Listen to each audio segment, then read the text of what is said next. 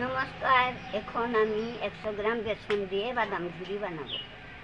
প্রথম আমি এই যে বেসনটা ঢেলে নিলাম, এখানে একটু লবণ দিয়ে দিলাম, একটু লঙ্কা গুঁড়া দিলাম, জিরা গুঁড়া দিলাম, এটা ভালো করে মাখিয়ে নিলাম।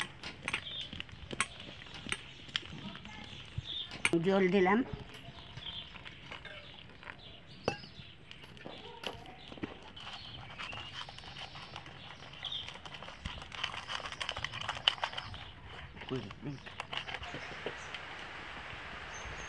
এই বেসন ফাটা হয়ে গেছে, এখন এই বাদামগুলো ভাজবো।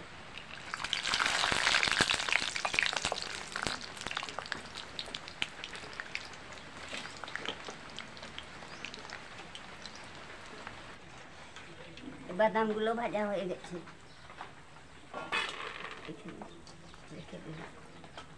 একটা ছোট শিশি ছোট ছোট করে ফুটো করে নিচ্ছি।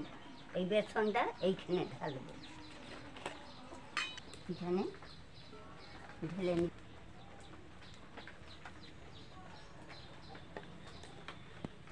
এই যে চিপিটা খুব জোর করে এঁটে নিলাম। এখন এগুলো ভাজবো।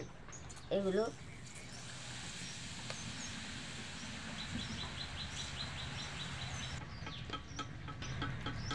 ওই না, এই যে বাদাম আর ঝুরি ভেজে নিয়েছি, এর সাথে একটু বিট নুন মিশিয়ে দেবো।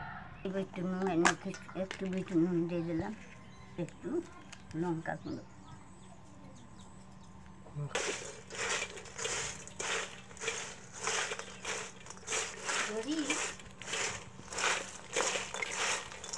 বসিয়ে কি